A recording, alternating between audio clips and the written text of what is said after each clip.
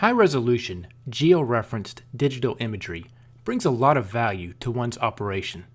In regards to field boundary collection, it can save days of work from not having to go physically visit the field and collect the boundary.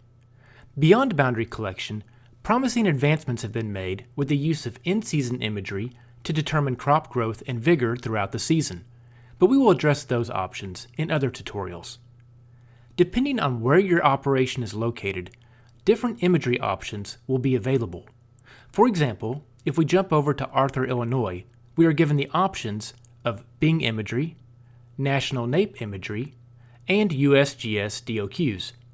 Remember that the field boundaries within your Summit account appear in blue, and if you want to identify a boundary, click on the Identify feature and then click on the boundary of interest.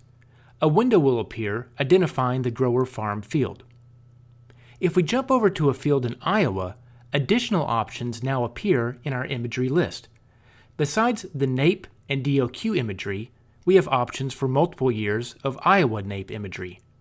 Multiple years of imagery is ideal because the latest imagery will usually have a higher resolution, making it easier to accurately digitize the field boundary. Having multiple years of imagery sometimes helps when identifying and digitizing such things as infield waterways.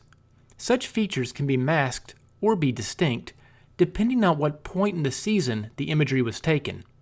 For example, it appears we have some sort of drainage cutting across this field. If we go back 1 year to the 2008 imagery, the area becomes more distinct. If we wanted to remove this from being a cultivated area, it might be better to digitize from the 2008 map.